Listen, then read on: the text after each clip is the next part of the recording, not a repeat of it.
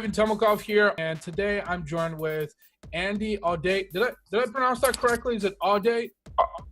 You pronounced it 100% correctly. Audate. Andy Audate. Awesome. Well, Andy, hey, thanks so much, man. First of all, I'm really excited to be jamming with you, both on audio and video, because that's something I don't do too often. It's typically for the podcast, it's mostly audio. But let's go ahead and start, and tell us who you are. What do you do? And the fact that me and you are chatting, give us some intro and background. Well, I'm a 22-year-old motivational speaker. I was raised in Pawtucket, Rhode Island, which is an impoverished area in the smallest state of the country. And from the age of 19 to now, I've been an entrepreneur, and I've been in the entrepreneur space heavily. I started off running one cell phone store at 19 years old, and I grew to 4 cell phone stores by the age of 21, and I had 14 employees. And at 21, I had an epiphany where I knew that I wasn't fulfilling my purpose, and I had to go out west to California to start living my dream and my purpose of being a motivational speaker. I moved from Rhode Island to California across the country and became a motivational speaker, working with the likes of Les Brown, Eric Stoller, Omar Periu, and much more. Very cool. Dude, you're so young, man. I mean, this is amazing. I'm already getting ecstatic about this conversation. So first of all, what I think is important to mention here is that we met through a mutual acquaintance, literally. And I think in the span of less than an hour, we hopped on this podcast to jam. I mean, right. Talk about some serious synergy. So here's something I want to ask you. And this is something, you are a completely different generation. And the fact that you're 22 years old and you already have some success in the business world.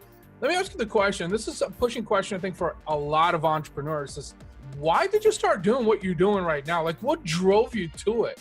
Look, I think it's knowledge. It's knowledge and wisdom. And I think many of us have it and many of us don't. But the majority has the knowledge of there's something better for us. And I decided to go in that path of finding out what was better for me and honing in on it. Like living that dream, living that purpose. Because if I decided not to, I would have been average. And that's why I wrote a book called No More Average. Because it's overcoming averageness. Mm-hmm. So that's why I went in and I said, you know what, there's something better for me. I need to go find out what that better is. And that's when I dove into entrepreneurship and personal development and get around top level people. Yeah, absolutely. You mentioned something that I think I watched in one of Les Brown's videos is just that you have to fall in a state of perpetual discomfort, I think, in order to be able to excel. So the fact that you're so young and you've already recognized this in such an early age, is exponentially significant a lot further than what most people do in life. Because the reality of things is that most people settle for status quo. And most people, don't try to change status quo, unless of course they're people like you and me, right? Because they're comfortable with that. That's their comfort zone, right? So, you got a full-time job, you get your paycheck, whatever, and that's great. One of the things that Grant Cardone talks about, someone that I respect, is that 76% of Americans live paycheck to paycheck. Now, you and me don't want to be those people. And obviously you don't want to be that person because you want more out of life. You feel like you have a much bigger purpose. And this is something that, this podcast focuses on is human business, human centricity, and how people should really find their passion, right? Or chase that passion, figure out how do you end up doing what you love doing every day for the rest of your life, where it doesn't feel like you're doing work, right? And that's also, I think that's the ultimate goal, and a lot of people understand that, but not a lot of people, or a very small percentage of people are actually willing to chase that, right? To fulfill that goal. So let me ask you this, what motivates and inspires you? You got 14 employees, right? You're 22 years old, hardcore entrepreneur. What motivates and inspires you? Well, as you were speaking, I wanted to make a comment on how do you actually level up, right? Yeah. And it's about the people that you're around. Now, if you're around individuals who in their lifetime, the 80 years, the 90 years, the 60 years that they live, they put on a book, they write a book and work a 9-to-5 job. And what I've done in the last 22 years of my life, they do in their whole entire lifetime. Why have I excelled quicker than they have? It's because of the people that I look up to and the people that I'm around. Here's an example, right? Behind me, you'll see this cash on the wall, right? There's a few $100. There's hundreds of dollars on the wall right now. Right.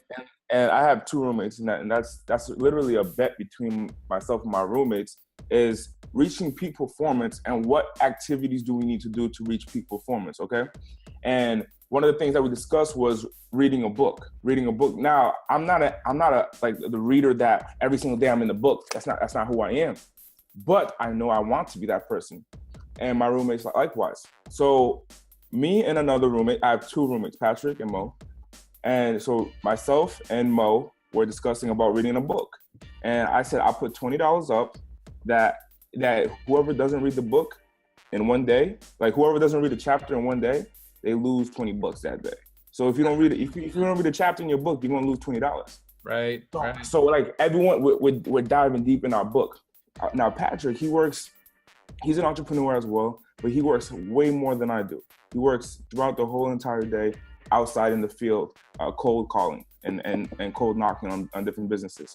So he's like, man, I don't wanna, burden myself to reading 30 pages a day or reading a chapter a day. Well, here's what happened. After Patrick was around Mo and I reading so much now and discussing the books that we read, Patrick started reading on his own. Right.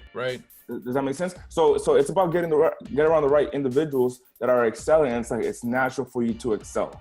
It's natural for you to keep going. Mm-hmm. Now, the other question that you had was what inspires me, dude. My parents, my family, the people who depend on me. In my book, No More Average, I speak about that often, about you have a responsibility for people, and your goals, when they are accomplished, other people are affected by it on a positive level.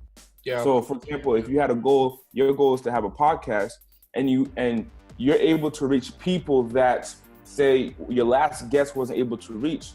Your goal affected somebody because your last guest poured a message into that listener that you have. Absolutely. Does that make sense? Absolutely.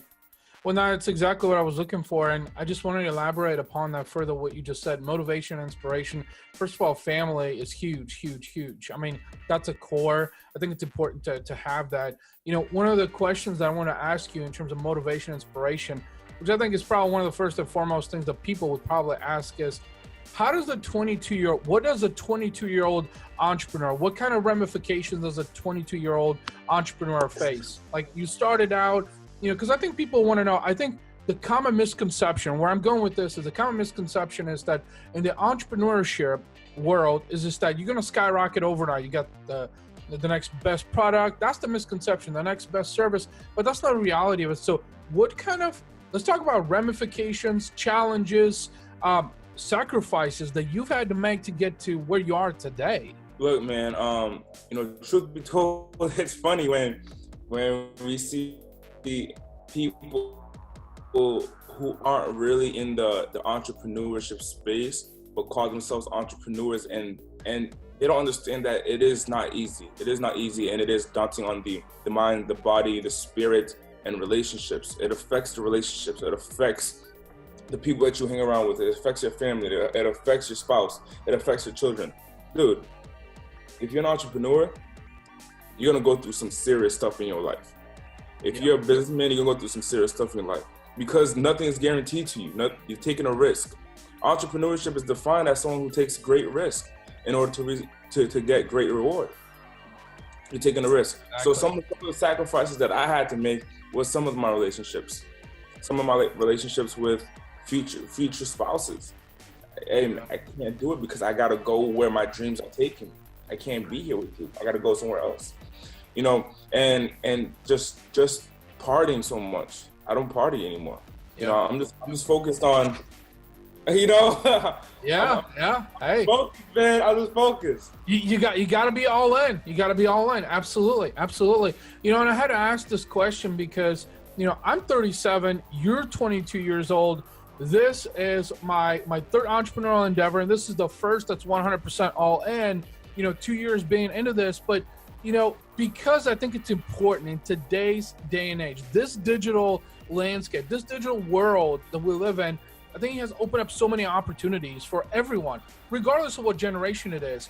But what's important, the reason I asked you the question is this sacrifices, because you hit the nail on the head. I think most people misconstrue in thinking that I'm an entrepreneur.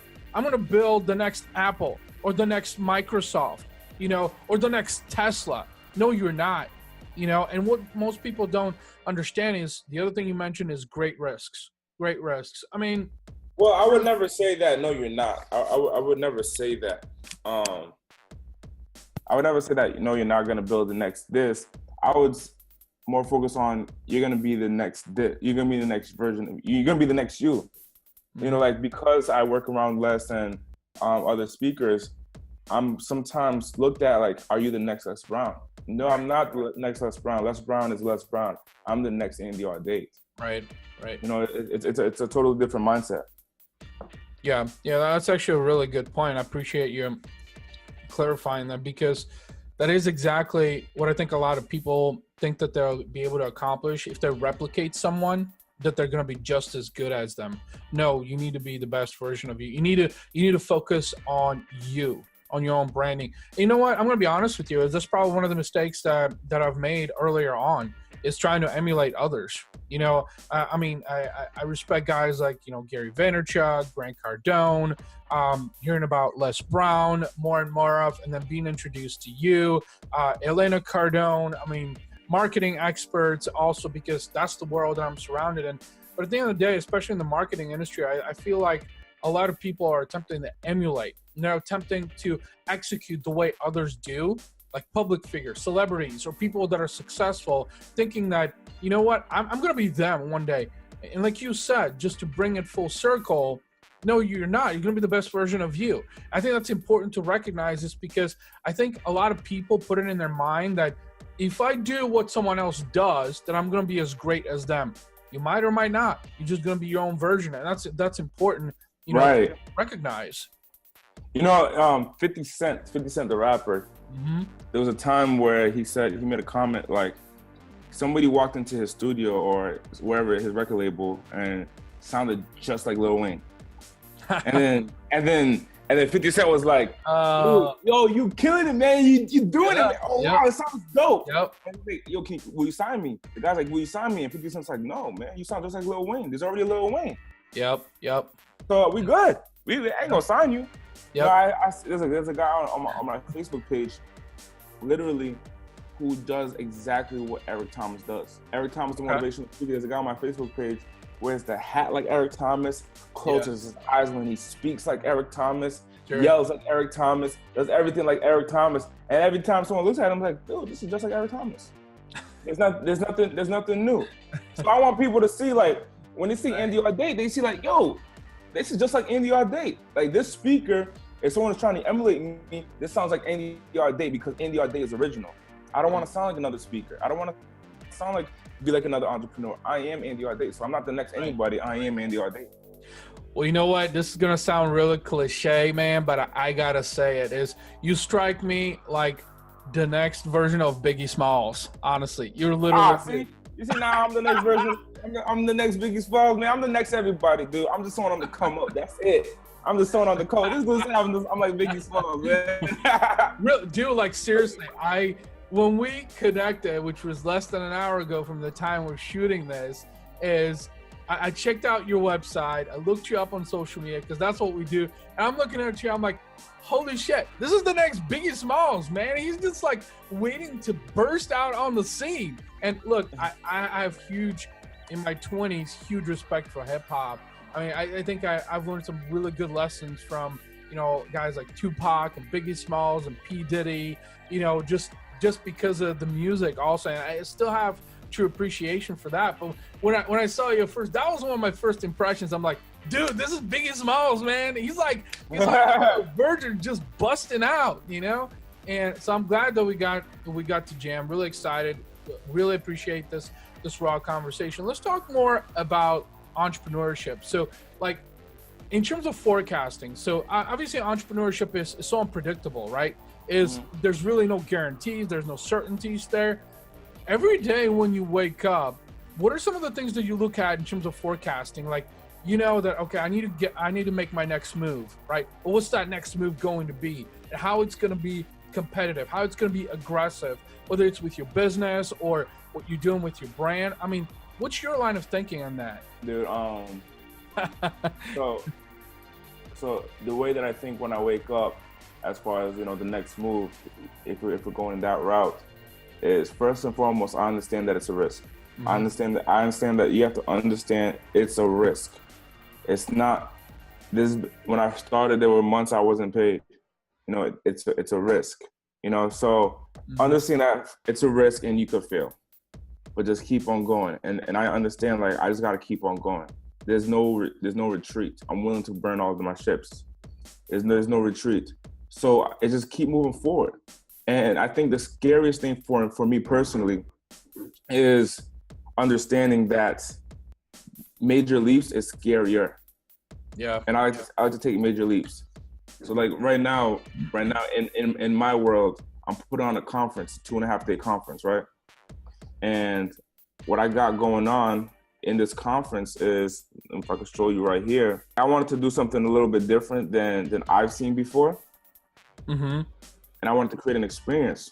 So what I got going on is this right here. That's gonna be part of my, can you see that? Yeah. Got it. That's gonna be part of my conference. And I'm taking a major leap by making this investment to put 400 people in a hotel conference room, put this conference together, have a yacht included, and bring some top speakers. And I'm not gonna name any names, but bring some top level speakers to a 22-year-old event. Right. Now it's scary to expand that big, because my first event was only 100, now I'm going to 400. It's scary to expand that big. Yeah. But it's about understanding that I'm taking a risk and I'm putting the bet on myself.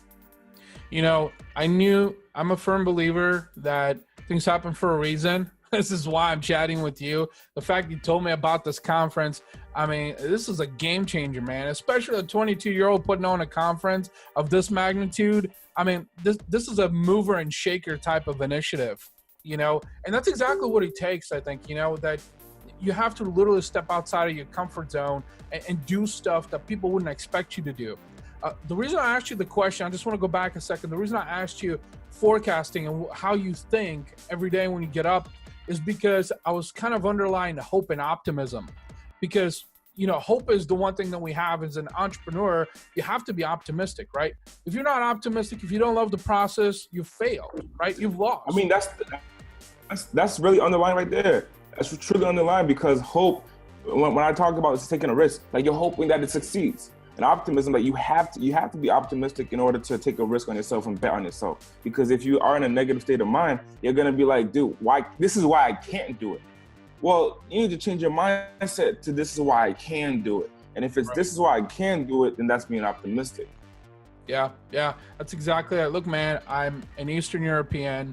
I moved to this country over 2 decades ago. Optimism was probably one of the hardest things. I mean, I lived in... So you were 17? You were 17 when you moved here? I was 14. So 23 years ago is when I moved to the U.S., had to learn a language, went through the cultural barrier of... What language were you speaking before that? Bulgarian, Slavic. Bulgarian is a Slavic language. How do you say hello, how are you? Zdravej, kak si? Zdravej, kak si?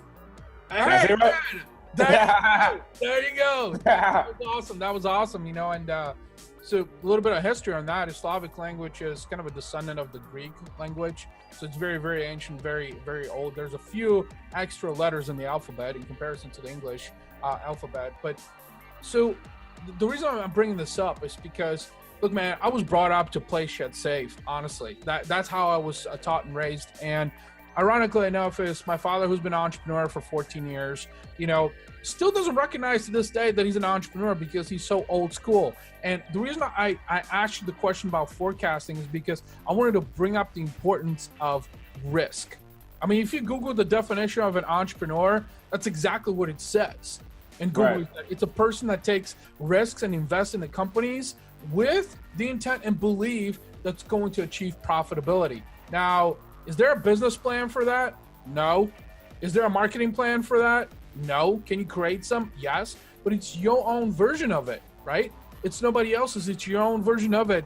And the one thing that I really, really like about the things that you're sharing, honestly, and we're talking about entrepreneurship here, is that it's so raw, so uncut, so unpredictable. Because I think that with someone your age, there's this misconception that, well, shouldn't a 22-year-old have some kind of a degree or some kind of seasoned experience to be successful in entrepreneurship?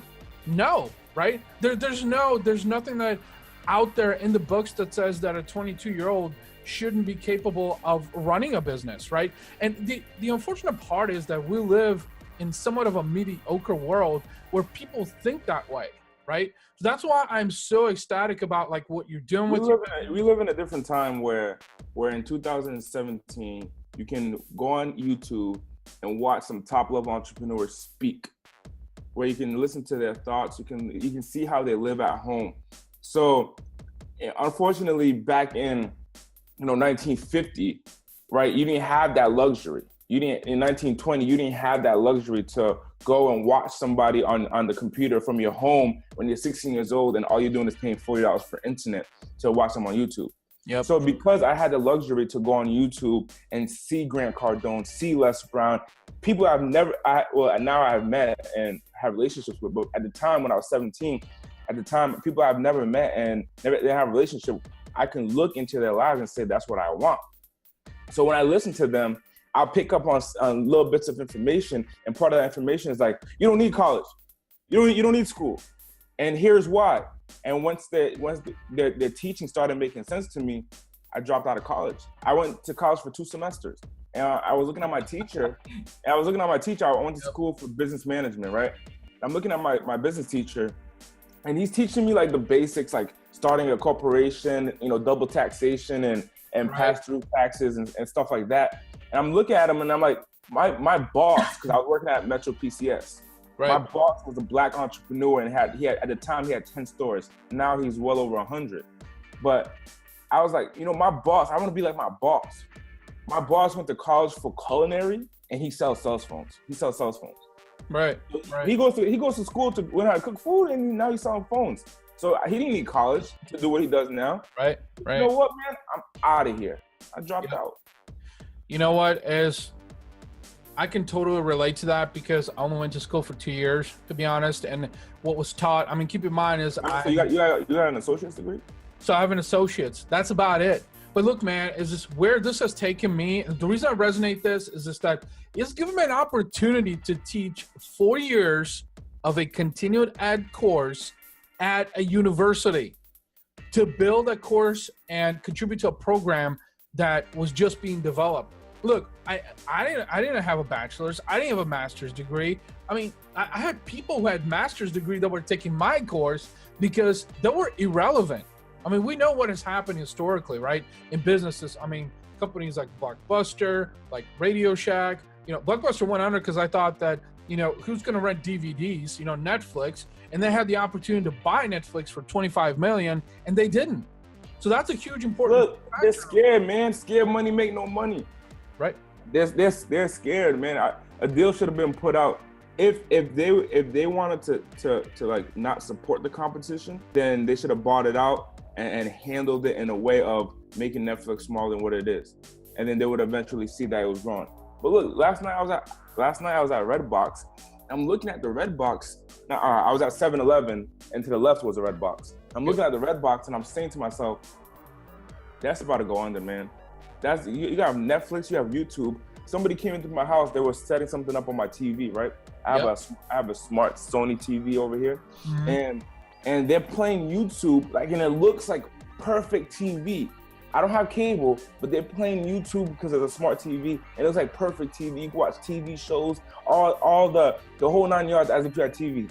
Redbox is going under, man. You bring up a really interesting point. So you're familiar with YouTube TV, right? Which I'm in St. Louis, Missouri, and YouTube TV just became available. Now, YouTube is going to crush cable. And over the last 2 decades especially, cable companies, media companies have locked all these other networks into contracts in hope to keep them locked because the digital disruption, like YouTube TV, I mean, you can pay $40 a month right now and get 40 channels on demand with unlimited DVR for $40 a month. So much that YouTube TV sponsored a portion of the World Series if you were watching. I mean, it was all over. So what you're talking about that I'm a huge advocate of is disruption, innovation, always trying to find new ways. And I think that that's what this digital world has done. He has opened up opportunities for people like you, young people who get technology, who are innovative, who are polarizing, who are risky, who are hungry, who are thirsty, and they want to forge their own version of themselves in society, you know. And why shouldn't you? Why couldn't you? I mean, the technology is there, right? You know, the entry of the barrier of entry, excuse me, I should say, is very, very low. I mean, you have very, very low costs, right? Because, I mean, you said you can go on YouTube and reach industry experts. You can start a YouTube channel. You can start a social account. I mean, there's little to no upfront cost, right? To start a business, all you gotta have is some time, patience, maybe a little bit of money, and definitely luck. And I think there's opportunity for anybody, right? I mean, you're 22 years old, you got 14 employees, and, you know, who knows what's going to happen tomorrow? I mean, you might embark on this great idea that's going to surpass Apple and become the next best product or the next biggest company to have the biggest growth, you know, overnight. I mean, who knows? But that's the beauty of it. And I think that companies like Blockbuster, companies like Radio Shack, I mean, we're seeing what the retail industry, I mean, Macy's, I just heard that Target is closing 12 stores after Christmas because they can't compete with companies like Amazon. I mean, that is ludicrous, man. Just goes to show that you are not competing aggressively. And people like you are, because you're taking a much more tactical approach and being polarizing and risky and optimistic. And that's what it takes, I think, in modern business, honestly. You know, you're 100% right, man. You got to be tactical. You got to be strategic, and you just got to go for it. And if you're not constantly evolving, you know, what I've learned, because I study these businesses, and I'm studying, like, you know, the action that they've taken and how some fail and how some succeed. I'm understanding that if you're constantly not trying to, like, evolve, you're done for now. You're done for. It's no longer a maintenance game where you're like, okay, you know what? I'm good.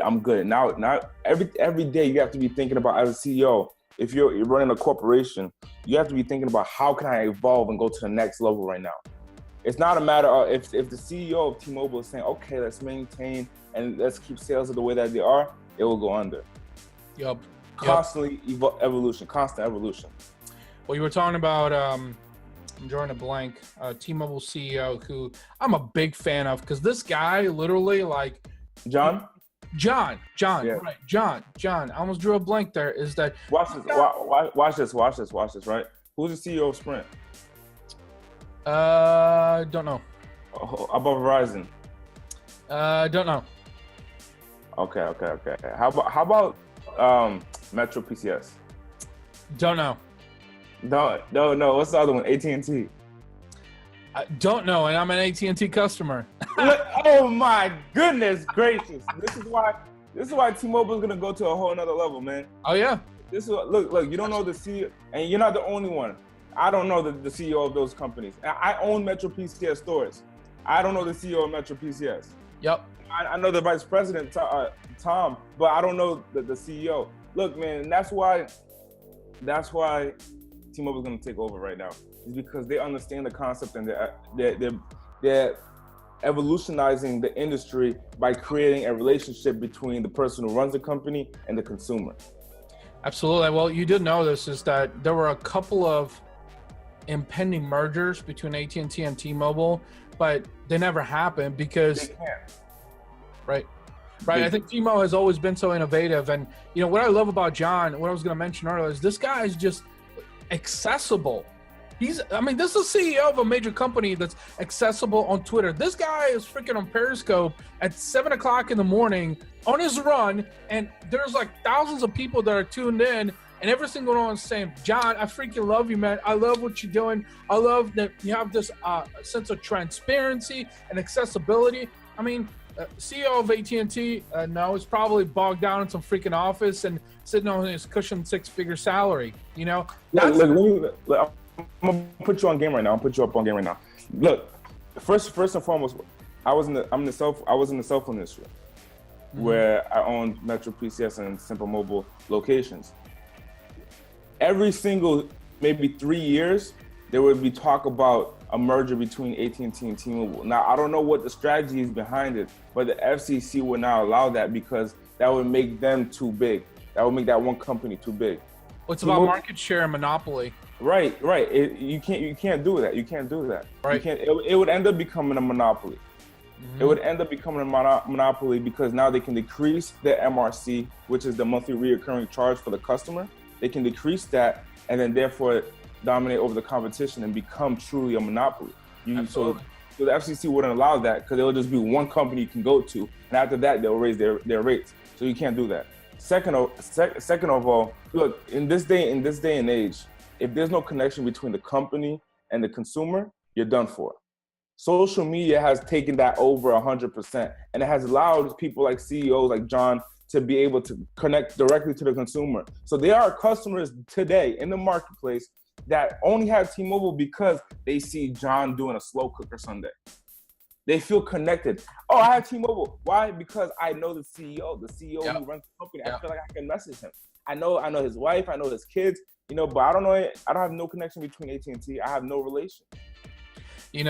Funny you said that. We're talking about the cell phone industry. So there's a picture of Forbes cover from 10 years ago. It's got a Nokia phone on it.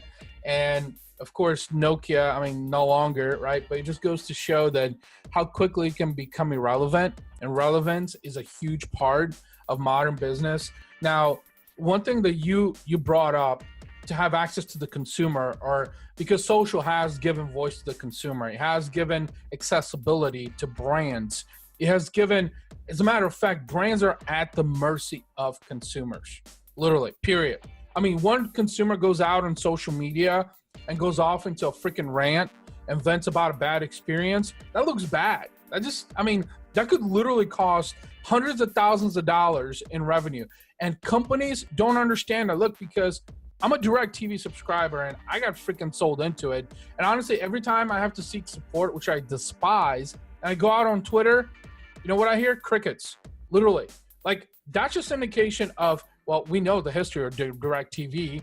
It's been sold multiple times and, they've tried to revamp. The point I'm trying to make is just that brands are at the mercy of the consumer. The reason why I thought that with my startup, what I'm doing right now, emotional engagement and experiences, in 2 years, this was something that was said by Jay Bear recently, is going to be one of the 2 top decisions that consumers are going to be making when they engage with a product or service. They want to be engaged. They want to be communicated. They want an experience.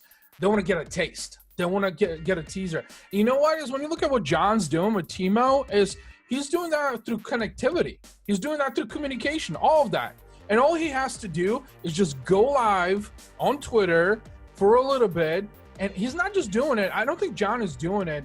He has to be natural. That's what I appreciate about the entrepreneur, is that it's not emulated. It is not staged. Because that's what a lot of companies do, is they try to stage a front just so they can come across as a lot more direct, expressive, attention to detail focused with consumers. And I think that the brands that genuinely mean that, are the ones that are going to have longevity in the marketplace. That's why you were talking about commercials. You have commercials, man, where you have a white backdrop and it's professional. You have professional cameras and you have the whole 9 yards when it comes to advertisement. Then you have John like this. Hey, what's up, Mike? Hey, what's up, people? And then he's talking to the people, man, and it's like, I'm over here in my house. Actually, I travel a lot, so right now, but every Sunday I do a slow cooker Sunday. So I'm actually right now in my hotel doing this. Watch, check this out. This is what I do. And then boom, boom, boom. And they're like, whoa, I have a relation to this person because this is an actual human being. You're not a glossy face with makeup all over it telling me to buy a phone. You're an actual human being. I'm gonna go with you.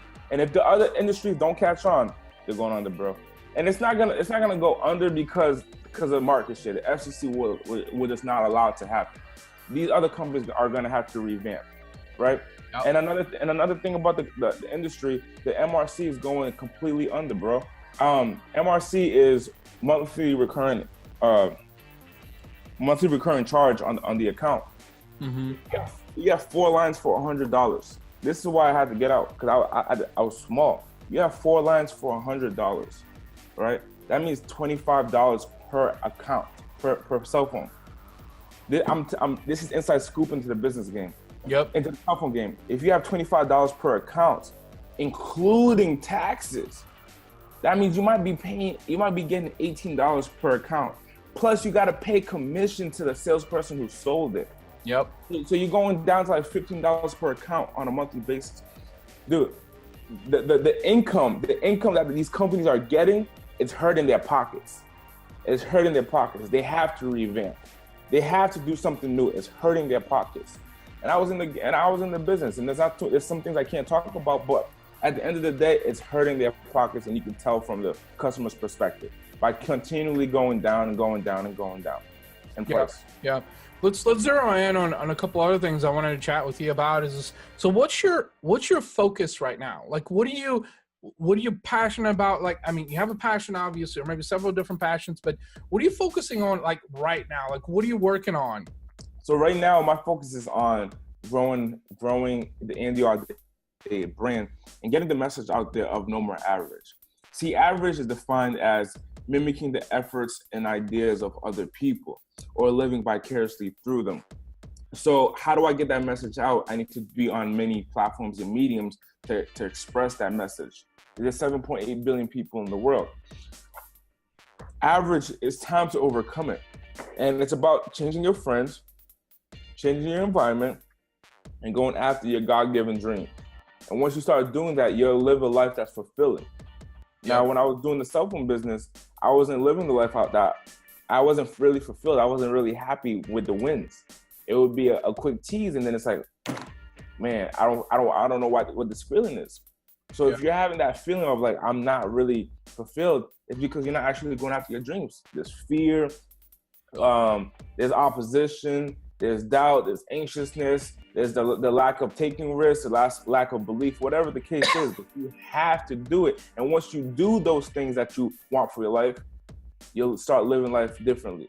And that's where my message is, to help people and encourage people to start doing those things. So that's what my focus is on, expanding my brand to give that message out in different platforms. And then my next venture right now is a conference to help people understand that message. Yeah. You know, so speaking about the conference, so first of all, really excited about that is that, you know, first of all, I need to get your book.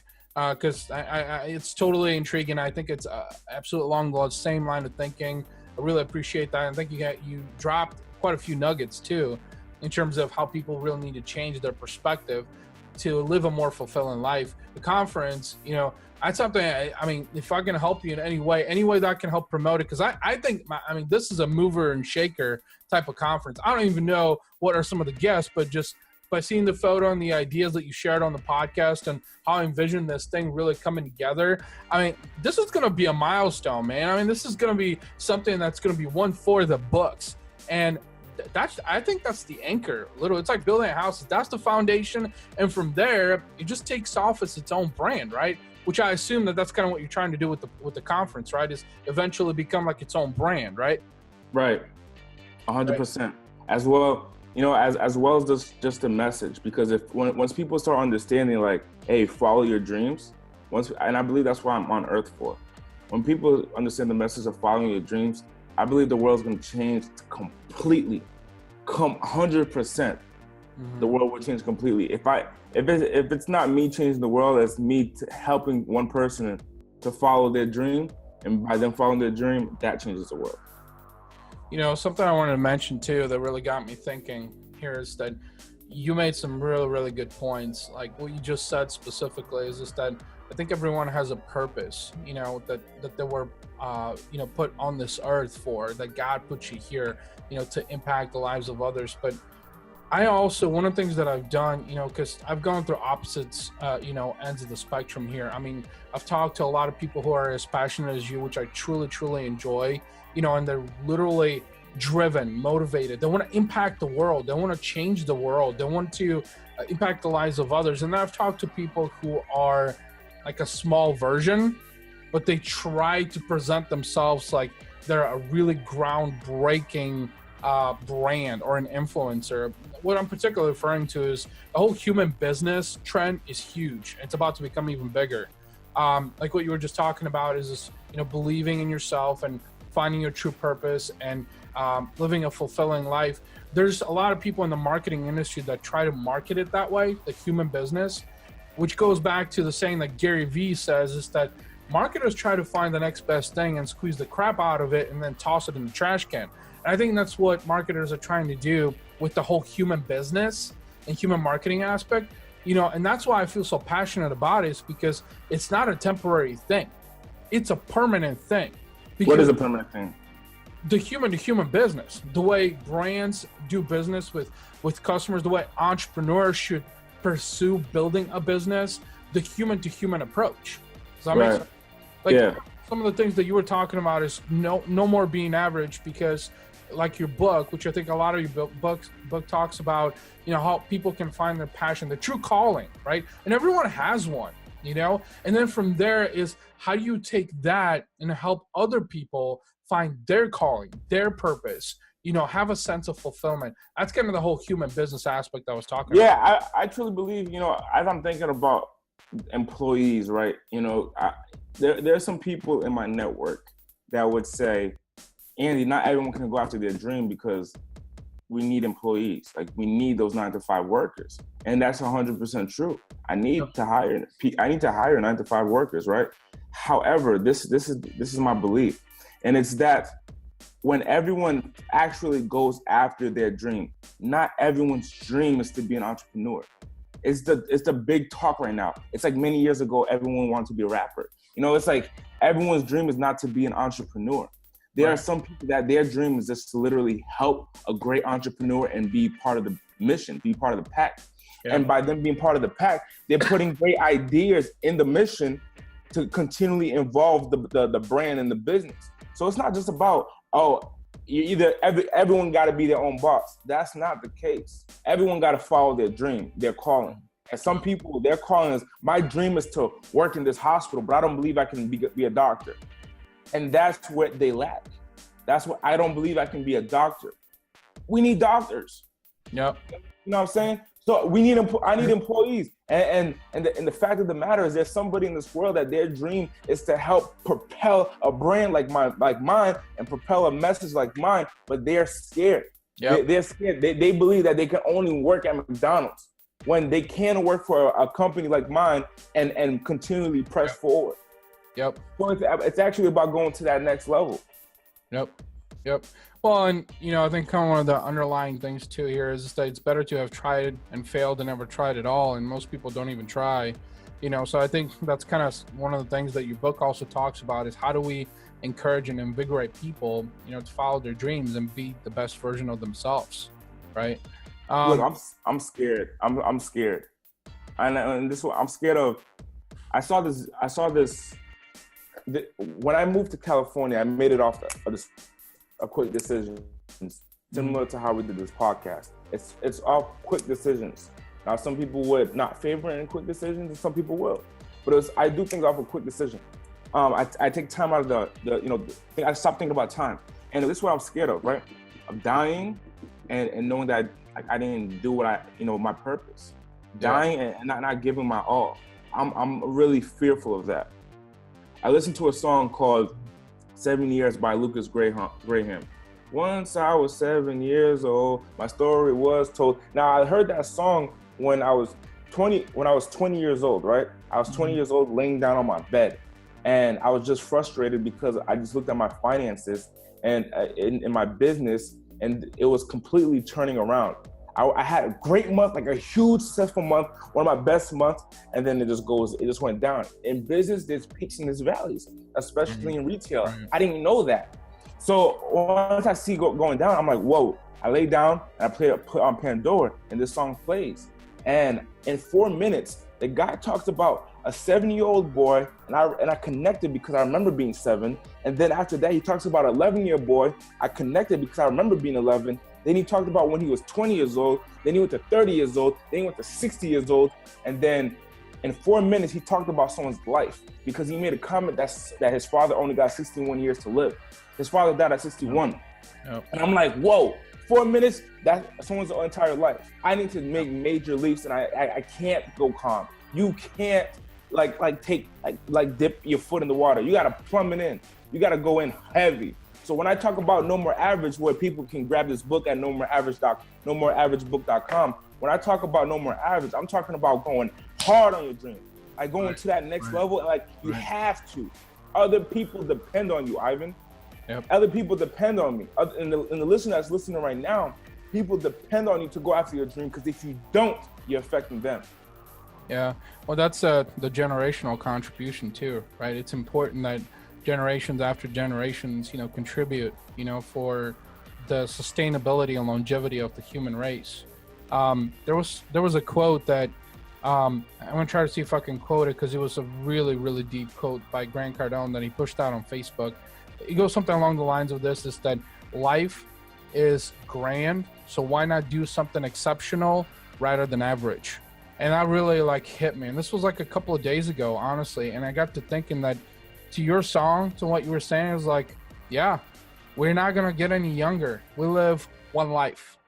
And I think one of Eminem's songs was One Shot, right? Sometimes all you got is one shot, and I remember that from Eminem. Also, the reason I mentioned earlier that I think that in some way I perceive you as the next version of Biggie Smalls, is because what he did in his earlier career when he was starting out as an artist, very much an entrepreneur, struggling, from one gig to another, broke, to where, what?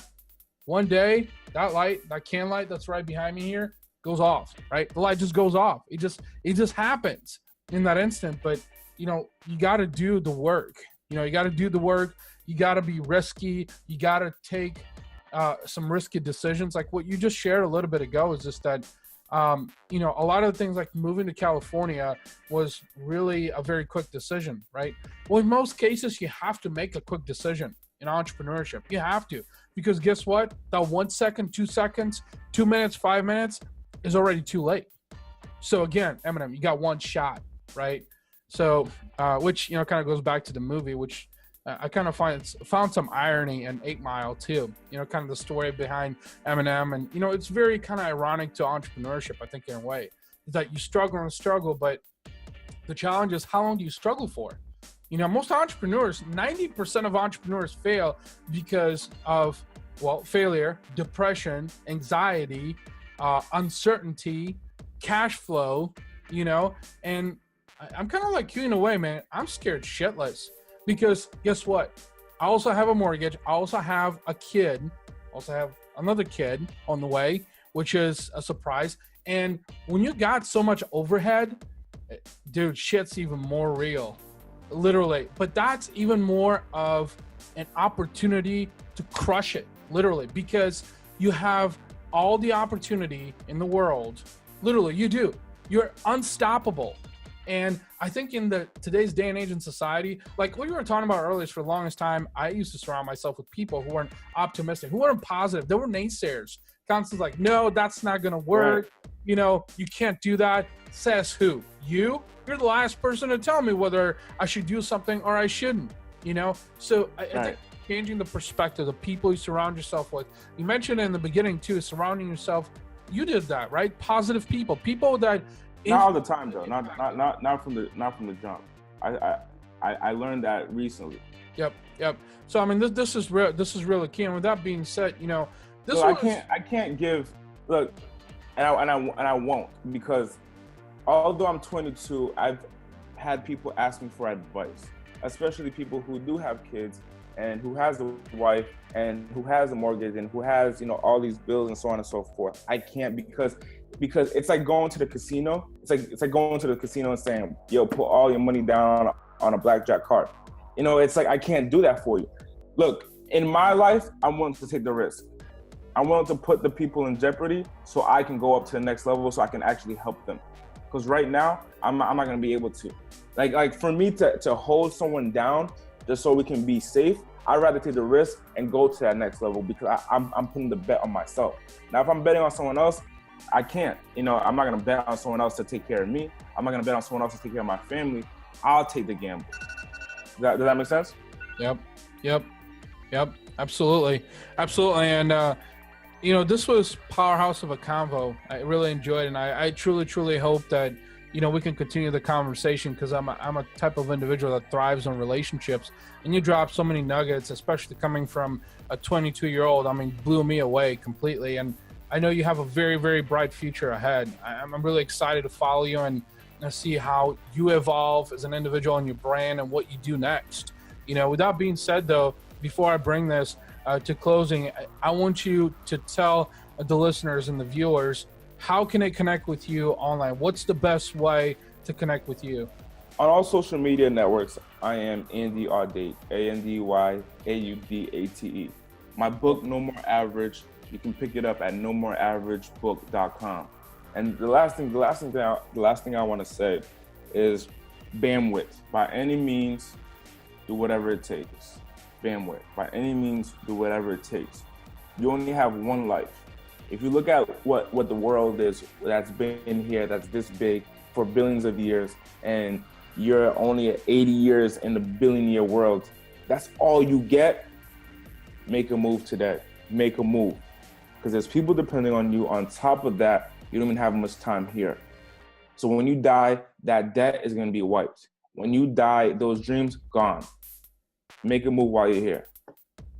You know what? I might have to caption the podcast with that, honestly, because that was deep. That was real deep.